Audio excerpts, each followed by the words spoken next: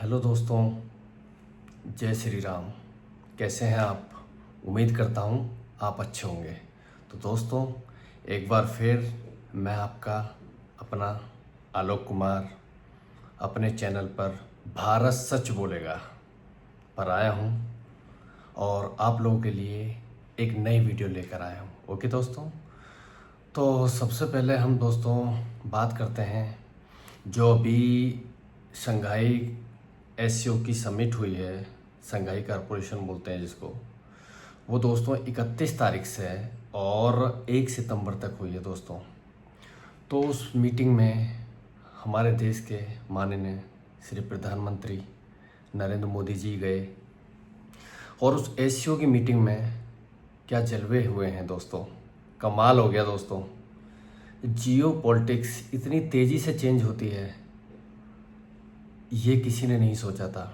जो दुश्मन आज से 3 महीने पहले एक दूसरे के लिए नीचा दिखाने पर लगे हुए थे, आज वहीं पे मोदी जी, पुतिन और शी जिनपिंग तीनों की तिगड़ी ने वर्ल्ड ऑर्डर को हिला दिया दोस्तों, पूरे वर्ल्ड लीडर को हिला दिया। अब बात करते हैं दोस्तों कि इस दोस्ती के मायने क्या हैं। एससीओ की मीटिंग हमने क्या पाया है, क्या खोया है, ये बहुत दूर की बात है।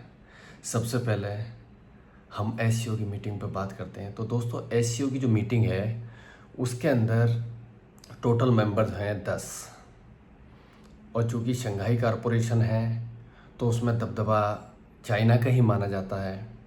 तो दोस्तों, ये 2017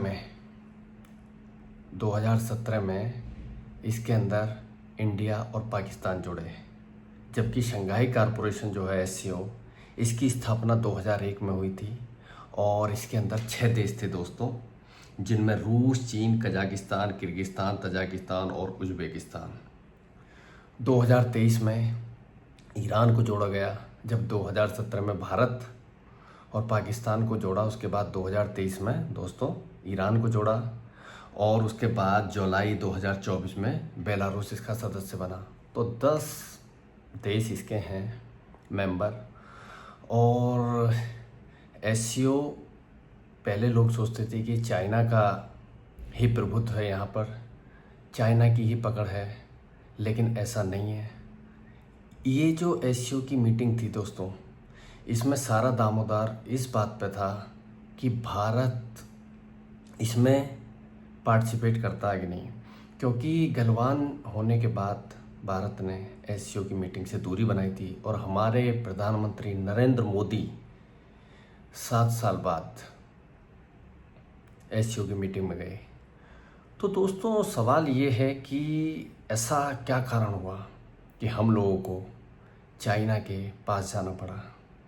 देखिए, ये जियो पॉलिटिक्स है दोस्तों, और इसमें सबसे बड़ी बात यह है कि यहाँ ना कोई किसी का दोस्त है, ना कोई किसी का दुश्मन है। मैं आपको ऐसी ऐसी चीज़ें फैक्ट के साथ बताऊँगा ना कि आपको मज़ा आएगा। सबसे बड़ी चीज़ ये है कि एससीओ की मीटिंग में इंडिया गया, वहाँ का वेलकम, नरेंद्र मोदी जी की केमिस्ट्री, पुतिन के साथ उनकी बातचीत, शी जिनपिंग के साथ उनकी बातचीत, इन तीनों की तिगड़ी ने दोस्तों अमेरिका को हिला कर रख दिया।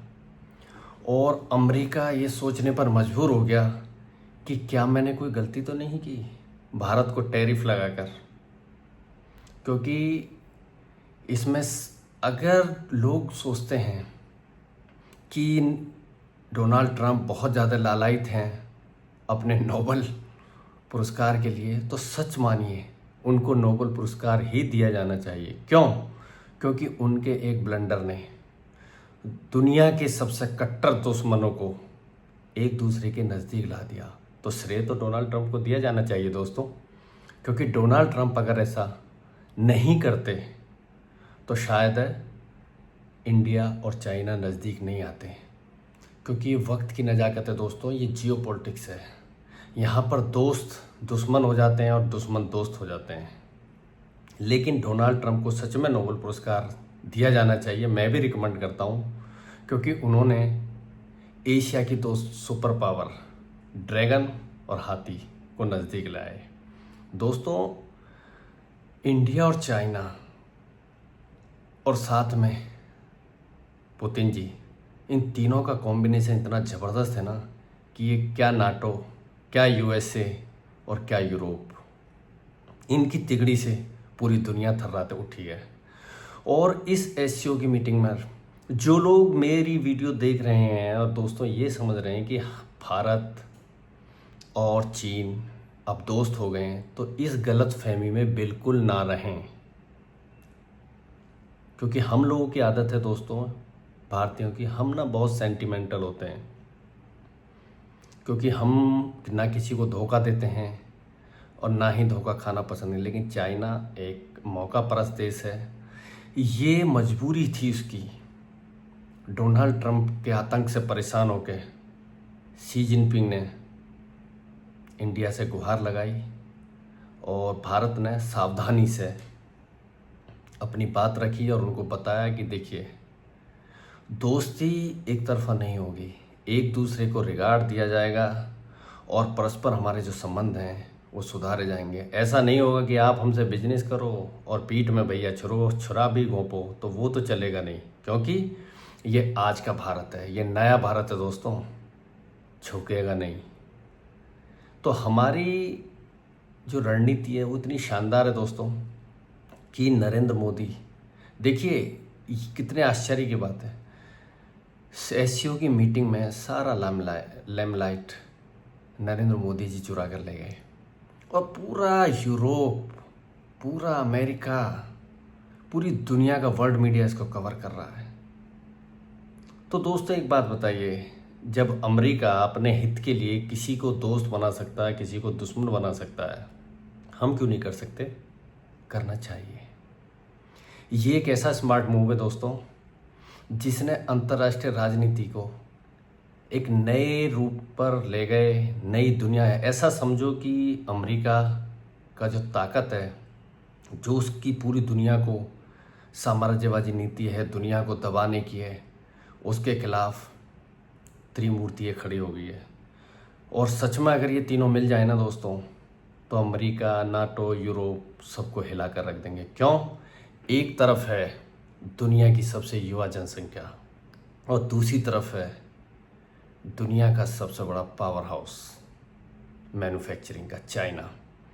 एक तरफ है दुनिया का सबसे बड़ा मार्केट हिंदुस्तान, दूसरी तरफ है चाइना की टेक्नोलॉजी। देखिए, ये एससीओ की मीटिंग में काफ़ी कुछ है बताने के लिए और मैं आपको बताता रहूँगा, लेकिन फ़िलहाल आप इस चीज़ पर ध्यान दें कि नरेंद्र मोदी ने वहाँ क्या जलवे बिखेरे हैं। दोस्तों, वहाँ पर पाकिस्तान भी गया, लेकिन पाकिस्तान को वहाँ कोई नहीं पूछा। और सबसे बड़ी जो इंडिया की ताकत और नेतृत्व तो आप इसी से समझिए कि पहलगाम हमले का हमने वहाँ जिक्र किया और सारे देशों से साइन कराए, इवन पाकिस्तान भी, दोस्तों पाकिस्तान भी हमने वहाँ साइन कराए और पहलगाम हमले की हमने कंडम किया, निंदा की। ये बहुत बड़ी बात है दोस्तों, ये मास्टर स्ट्रोक है। लोग कहते हैं हिंदुस्तान में नरेंद्र सरेंडर, ऐसा नहीं है दोस्तों। इस बात से आप अंदाज़ लगा लीजिए कि चाइना के राष्ट्रपति शी जिनपिंग ने कितना ज़बरदस्त वेलकम किया, वो कितना लालायित हैं, क्योंकि पहल उनकी तरफ से हुई थी दोस्तों। तो मैं इस वीडियो को अभी यहीं समाप्त करता हूं और आप बताइए आपको वीडियो कैसी लगी और आप अपने विचार लिख सकते हैं दोस्तों। और इस विषय को हम कंटिन्यू करेंगे और एससीओ मीटिंग का शानदार इंडिया ने क्या खोया है, क्या पाया है, इस विषय पर हम बातें करेंगे। तो फिलहाल मेरी वीडियो यहीं में विराम देता हूँ। जय हिंद, जय भारत दोस्तों।